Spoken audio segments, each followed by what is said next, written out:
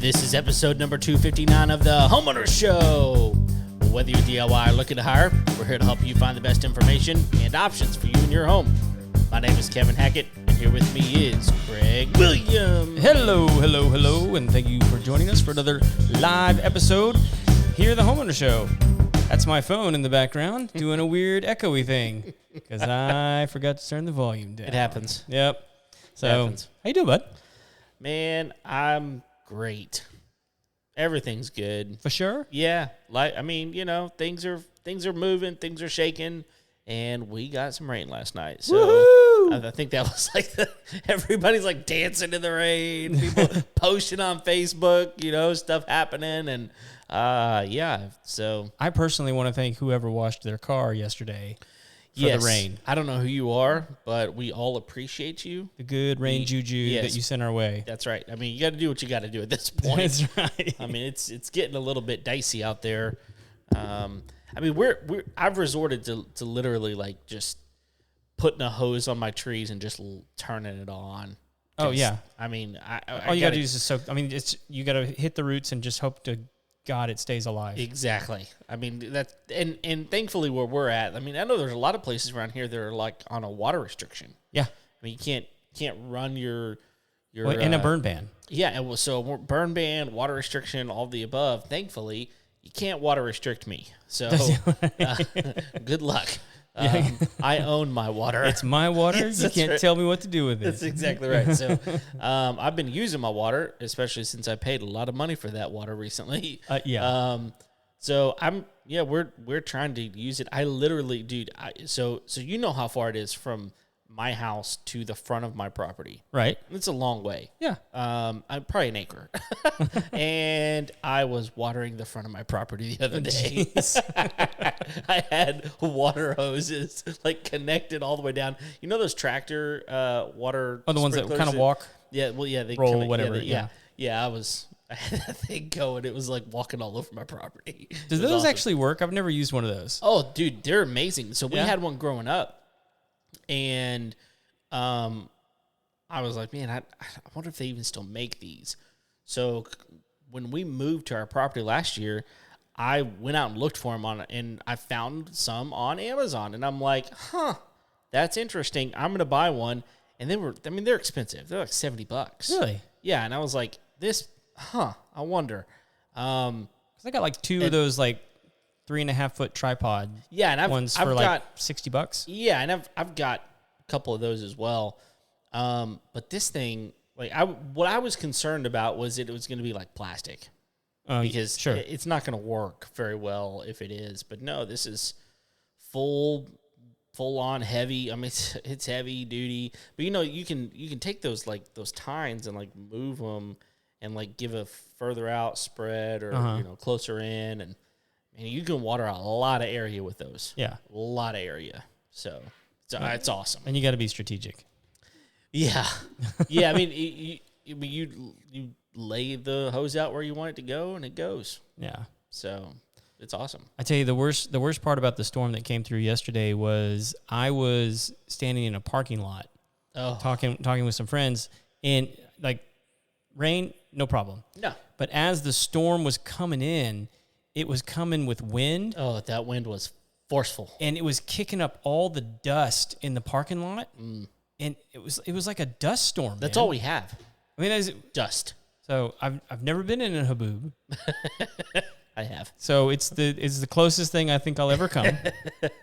You're blessed. Yeah, well, it was painful. I was thankful. So I don't remember when it was. I don't know. It was back in the spring. We had a big storm that came through, and it rained, and the wind was heavy. And there were limbs down. Do you remember this? There were limbs everywhere. It took us days and days and days to get all the limbs up. And I was just terrified that this was going to happen again yesterday. I guess all the limbs fell down. Yeah, we were all gone. We got rid of the weak ones. Yeah, so I was actually concerned about the same thing because, I mean, so many have gotten brittle at the top. Yep. I'm sure it happened somewhere. I'm not joking. I bet they were 60-mile-an-hour winds. Yesterday? Yes. Wow. It was crazy. It was crazy. Huh. Well, speaking of crazy, yes, you want to hit this story that we? Dude, let's talk about it. We've got to talk about this. So we were gonna hit it last week. Yeah, we just went a little ran long. out of time. So let's talk about it. So it's been 2 weeks since the story hit. Yes, and this was out of the New York Post. But it is a guy out of, and I believe it's Decatur, Georgia. Because the story that comes after this, it's in the same story. So thank you to Mary Kay Jacob over at the New York Post for writing the story, getting this information out. Because I think it's actually an important one. When homeowners make the headlines, this homeowner, let's see, what's his name? Let me get it here. Tim Arco was. I think the headline sums it up rather well. Homeowner arrested after trying to evict squatters from his own property. Walked in on weapons, a prostitute, and a bunch of dogs. There's so much that you just said right now that I'm going, what in the world? I think he owns property in South America.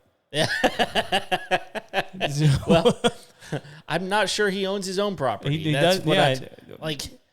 This is nuts, man. And it's getting out of hand. Well, and I'm not going to bury the lead on this because he has now finally gotten court orders to get, what do they call them? Dadgummit. It's not the police. The bounty hunters? I don't know. I don't know what you're looking for. I keep thinking in my head Rangers, and I'm like, that's a Texas thing. Yes. Marshals. The Marshals. U.S. Marshals. Okay. So they've got the Marshals on the way to actually evict these people who have been squatting in his property for 6 months now.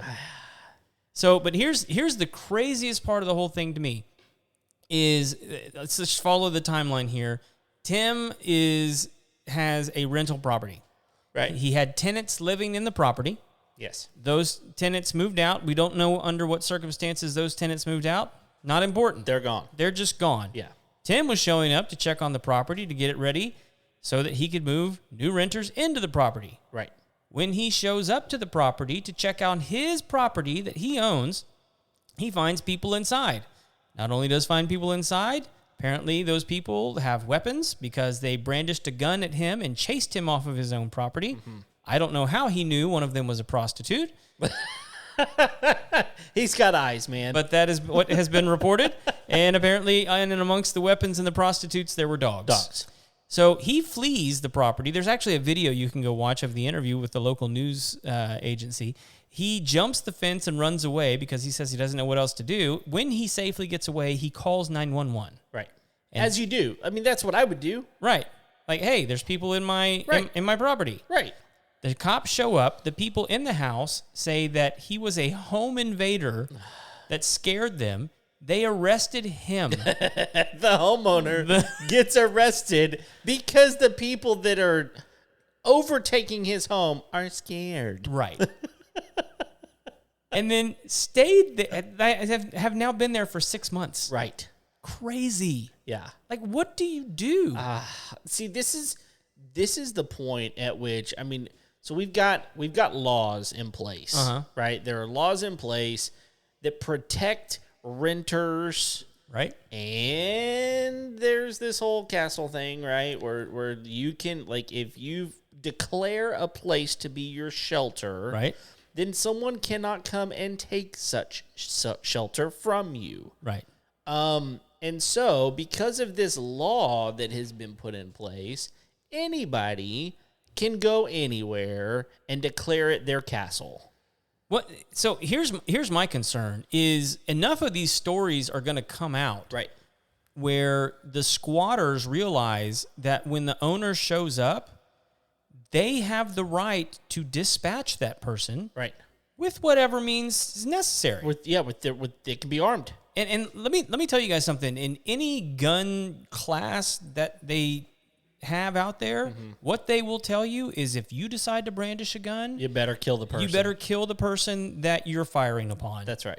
And in this case, that probably would have been, I mean, like, yeah, this issue would have been resolved somewhat. Yeah. in that regard. Yeah. I'm not saying that people should do that. I'm concerned that squatters are going to realize that they can actually stay longer if they have rights. Yeah. Somehow, the law of like stealing doesn't apply to people who steal a house. You know? Well, I mean, but we're actually seeing this in different parts of the country right now. I mean, like, have you seen the videos of people just like walking in and start looting the store? Yes. I mean, it's starting to happen more and more. Right. And the result of this is going to be that eventually these people who are providing these services in these stores in these cities are just going to remove their businesses from those areas. They're going to have to. And so people living in those areas are not going to have access to groceries and clothes, right, and other necessities, because there's going to be a lack of stores willing to continue to do business at a loss, right, and put their employees at risk. Why would they? So I mean, keep it up, because you're just going to isolate your city. So let me get this. And I think the same thing's going to happen with this squatter thing, because this is not the only story coming out of Atlanta. They're all over the place. It's happening here in Houston. It is. It's obviously happening in Georgia. I mean, there's other places that we're hearing these stories coming out. And as we hear about them, we want to bring them to y'all's attention. One, so that you're aware that this kind of stuff is happening, but also because, like, we want you to be aware of your rights. Yeah, and so let me get this straight. So, like, if I'm at my house, mm-hmm. and if someone tries to come in my house, and I choose to shoot them, right, and I kill them, mm-hmm. then very likely I'm going to get off on self-defense. Yes. That I'm protecting myself and my property, my family, whatever, right? However, if I come to my same house, mm-hmm.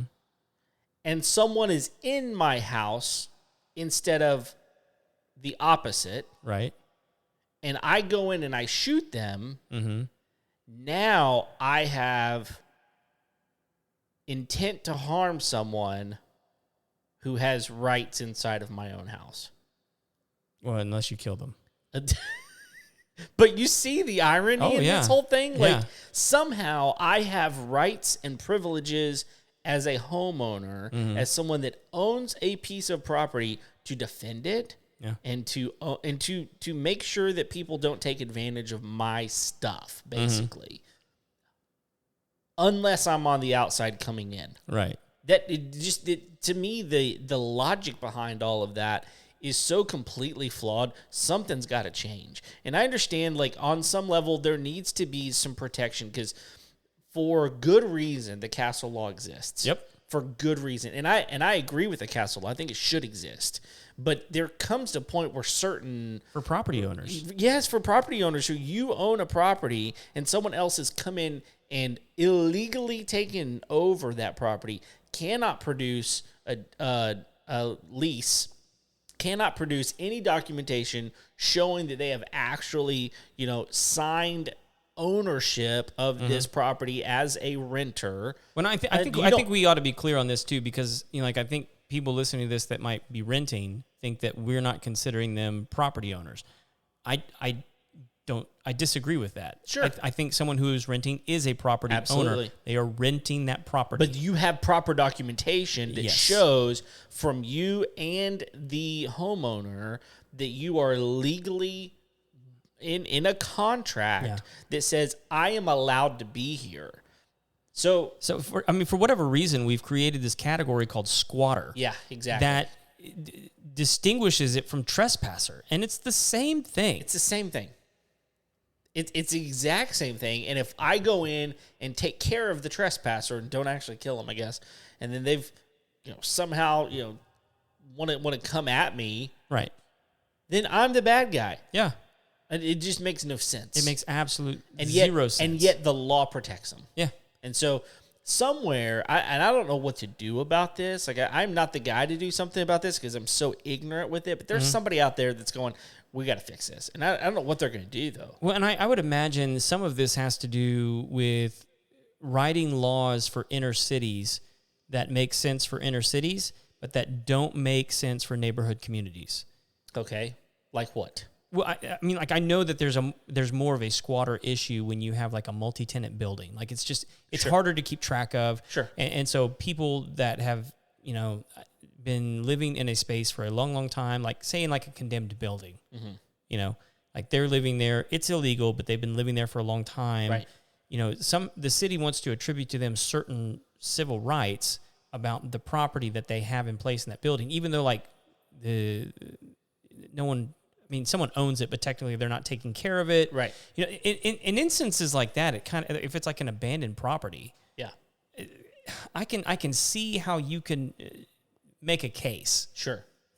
But like at some point in time, if the property changes hands and someone wants to come in and demo that building, like, I'm sorry, you got to vacate.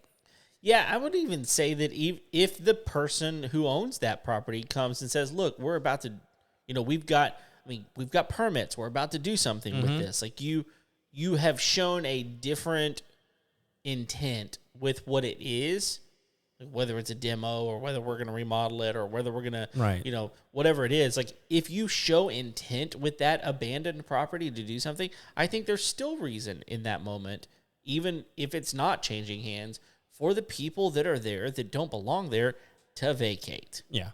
To me, I just don't see that you get to take over a place that you don't own, call it your own, and have any rights in such place. Yeah.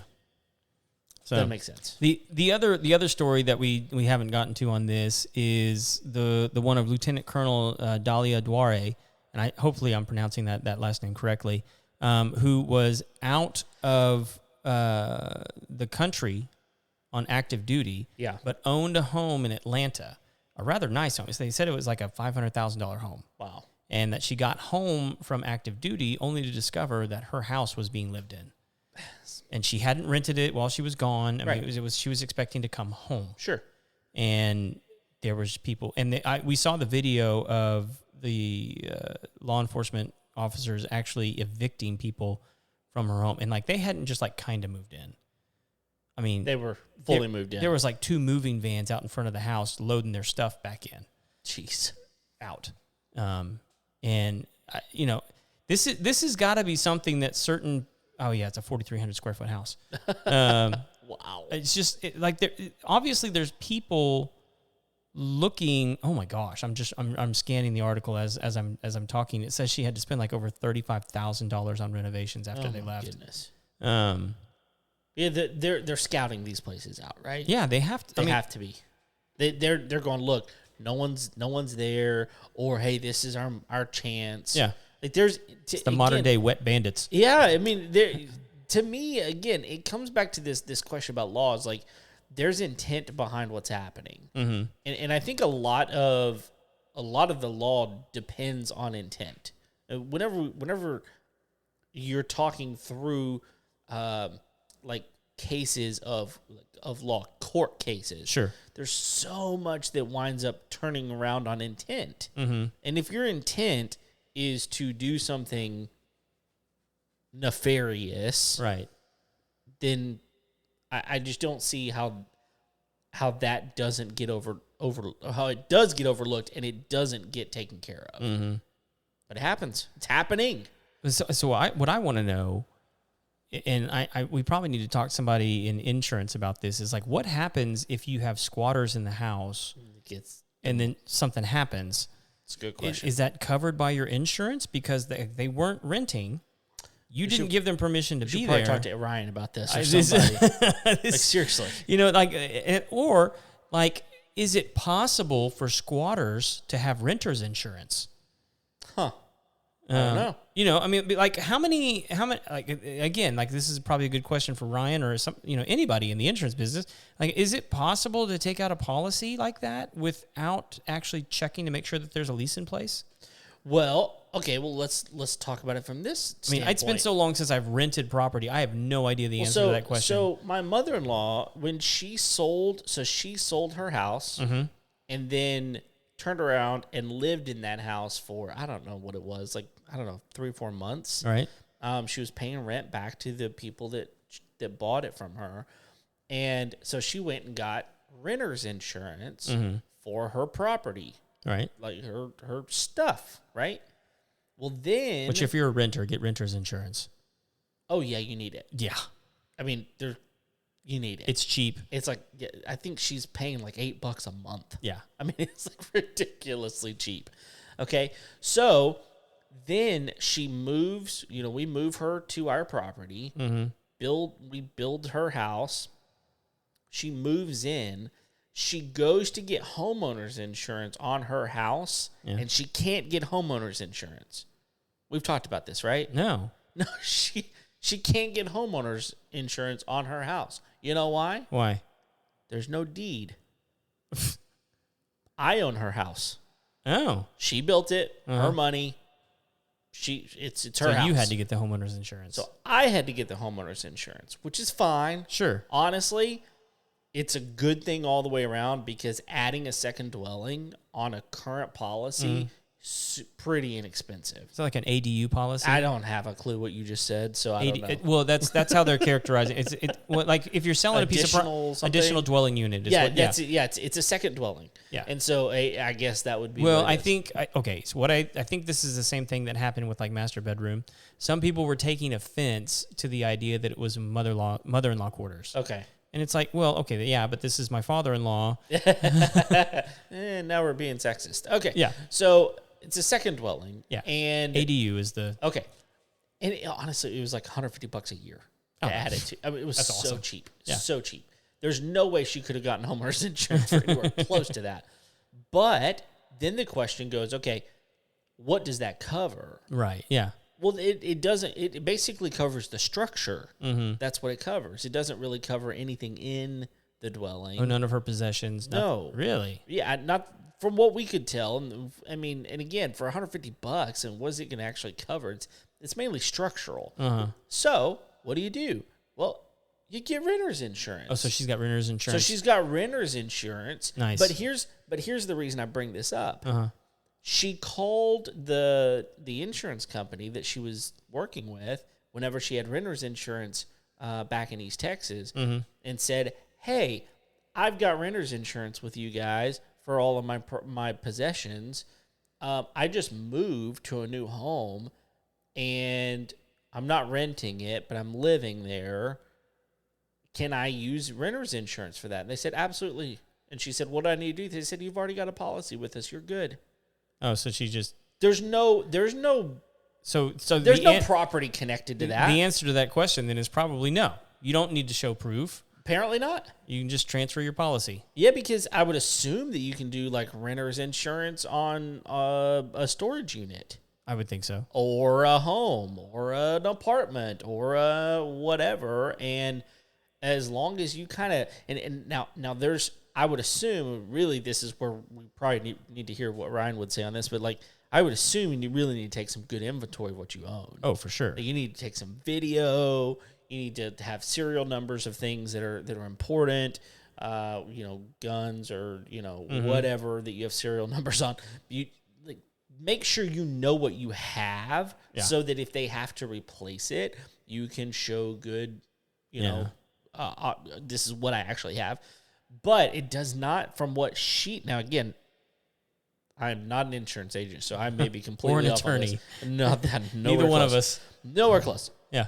But from what she was told, she was just like, they're like, yeah, you've already got a policy with us, just don't cancel it. Yeah. It's like $8 a month. So anyway, it's just like, I told her, I was like, look, this is the cheapest insurance you're ever going to get. Don't worry about it. Yeah. So.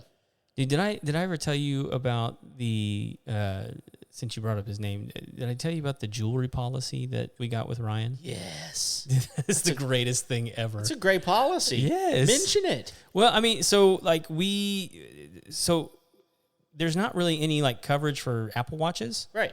So he mentioned to us, he's like, look, it's technically jewelry, so you can put it under a jewelry policy and it costs next to nothing. Right. I think it costs us like $40 for both of our watches every year. For year. a year? Yeah. Right. And we're like, so what happens if it breaks? He goes, you just get a new one. Yeah. That's it. Yeah. And so like super easy. Yep. Cover your watch. I mean, $40 a year. Like Apple Care is like $4 a month. Yeah. Per device. And so this is for both of ours. Yeah. It's no brainer. Yeah. And this is why it's important to have a good insurance person, because right. he knows the kind of stuff that we're into, and so he's going to call us and be like, "Hey, are you aware of that we can do something like this?" I had no idea. I didn't even tell you what he just did for me this last week. No. He emails me, I don't know, a couple of weeks ago, and he was like, "Hey, just noticed we don't have your auto insurance. Mm-hmm. You want to check on that?" And I was like, "Dude, like we're up a creek because my Excursion has a salvage title on it." Mm-hmm. So I was like, man, like there's not a lot we can do.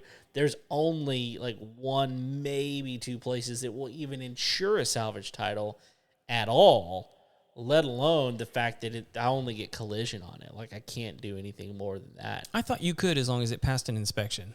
No, it is no. I've heard differing reports on that. Well, according to everything that, I mean, maybe there's a way to do that, but according to any insurance agent that I've talked to, it's just like, no, a lot of places won't even touch it because it's salvage. Huh. So, I've heard that sense. too. It makes sense. Yes. I mean, now, if they had any idea why mine was salvaged, it was in a fronting collision that like the bumper and fender were messed up and they didn't want to fix it because it was old. I mean, it didn't touch the engine, didn't touch the frame, didn't touch any of that. Like, just cracked a couple of things and I replaced them. It's good. So it's like the most ridiculous reason to have a salvage title, but it has one because they totaled it. So, so he's like, well, never hurts to look. I was like, all right, look. He comes back.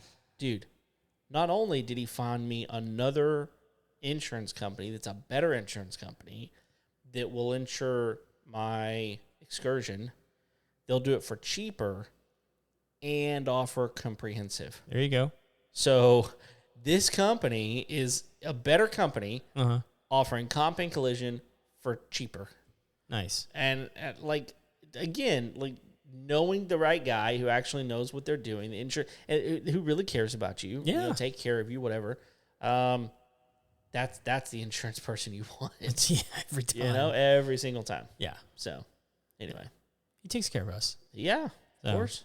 I don't know how many policies we have with him. I mean, we're kind of like, I'm I'm all over the place. We are too. So we are too. My wife has way too many life insurance policies on me. We just went through estate planning.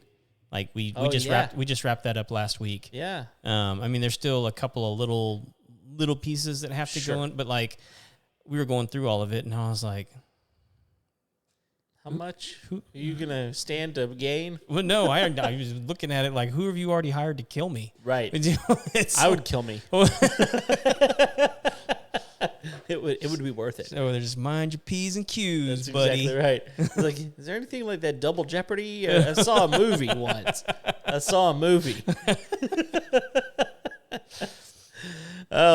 We do have one other thing we want to talk about, right? Yeah. No, so, I mean, we haven't done like a tool review in a while, but Ryobi just dumped. I don't even know what it is. You don't know what it is? Okay. Yeah. Man, there was another one. Oh, we can't talk about that one yet. We got a press release on some new stuff from Lutron, but we can't even talk about it yet. No. We were invited. No, we learn more about it. We got the press. They sent us everything. Yeah. So anyway, we just can't talk about it yet. But Ryobi just dumped a new saw. Oh. It is cool looking. Really? And like I'm actually kind of excited about it just because I've done tile work before. Okay. It is a stone saw. Oh, like a flagstone type thing? Well, like for cutting tile and for cutting stone and slate and blah blah blah blah blah. Yeah. Although it probably wouldn't be great at cutting slate. Nothing's good at cutting slate. Not with that attitude. But like ceramics and different things like that. Okay. What's cool about it is, one, it's cordless. Oh. It's not a table saw. Okay. Because have you ever cut tile? Yes. With like a wet saw? Yes. So it's usually a table and it's got like a water bath underneath. Right. So this one is just like a circular saw, except it's got a water tank on top. I see it. And I'm looking at it right now. It's cool. So you don't have to have it's just a hand. It looks like a circular saw. Yeah. But with a water tank. Oh, with a water tank to make those smooth cuts on the stone. Interesting. And like here's the thing that I think a lot of people don't understand about saws in particular. Like, as long as the motor works and it hits the right RPMs, it has very little to do with the tool as much as it does the blade. Right. And so if you have the right blade, like the right stone blade on that thing, you can do whatever. And the water's hitting it just right, man, as long as the tool itself is working, yeah, it's gonna do fantastic. So there's a couple of things that this does. Number one, the portability of this thing is awesome because I mean, first of all, most tile saws are limited in the fact that you've got to have power and plugged in. You got to have shore power basically, and you got to take all your tile over here. Then you got to cut it all. You got to take it over there, see if it lines up, and then it's a lot of back and forth.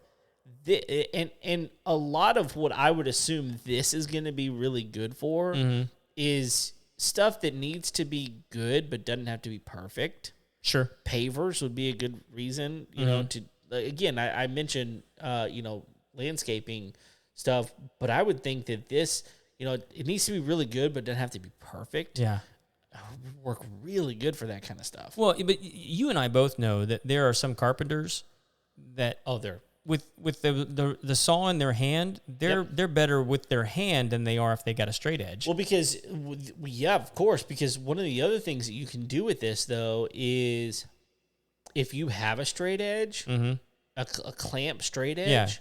You don't have to have a tile saw at all. You can use a clamp straight. I mean, basically what I use instead of a table saw these days, of course I still use a table saw, but I use a track saw as often as I possibly can because the track is so versatile. Right. This is versatile, man.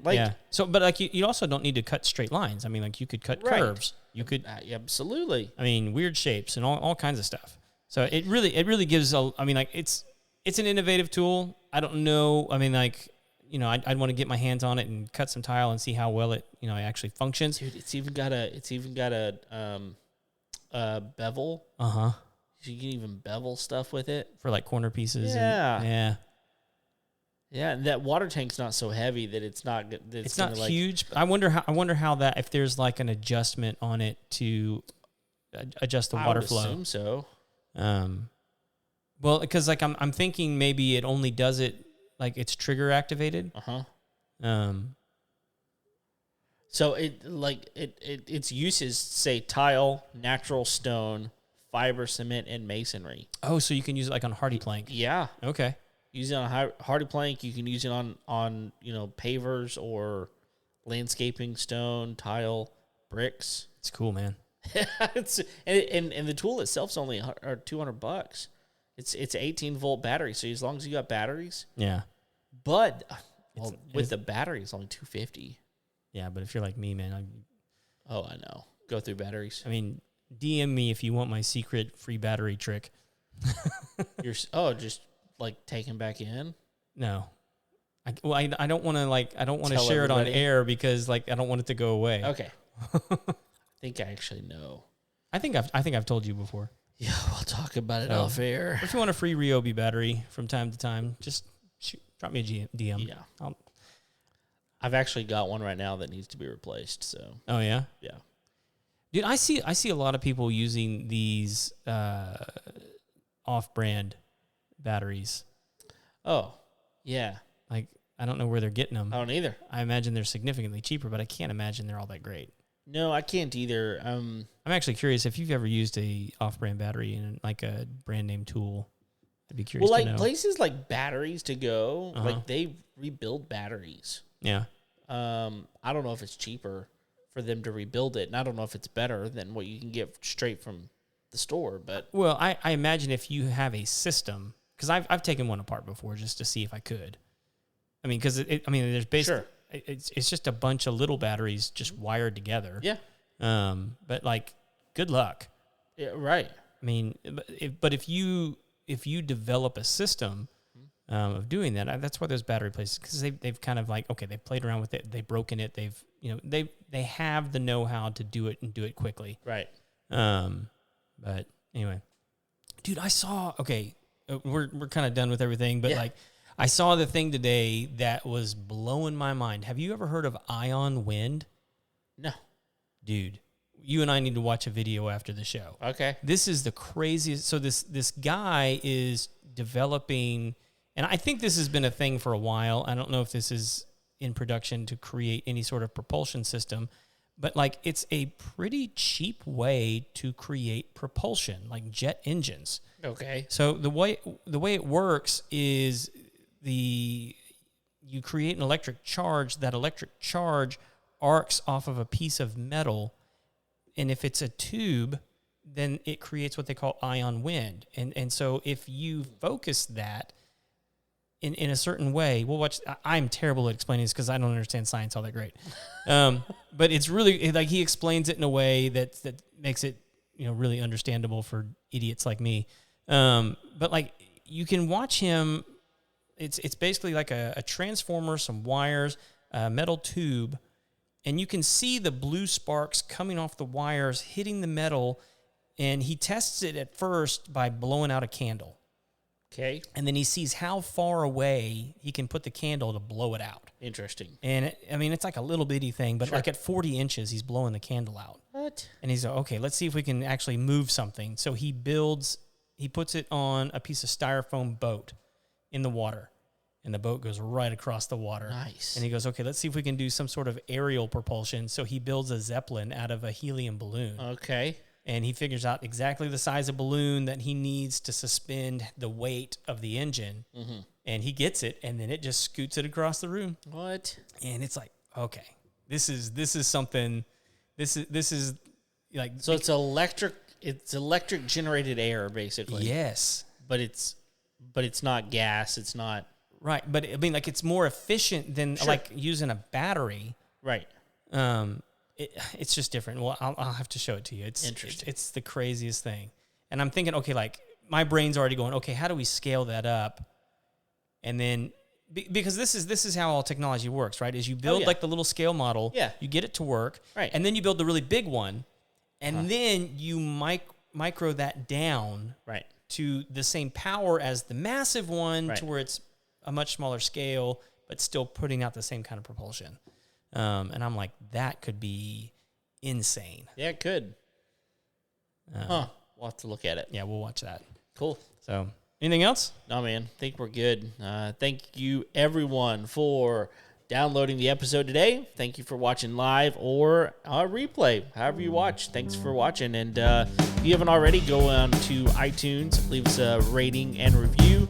Subscribe, hit the bell so you're notified on YouTube whenever we are going live, all of that kind of stuff. And thanks for being here. Until next time, see you later. See ya.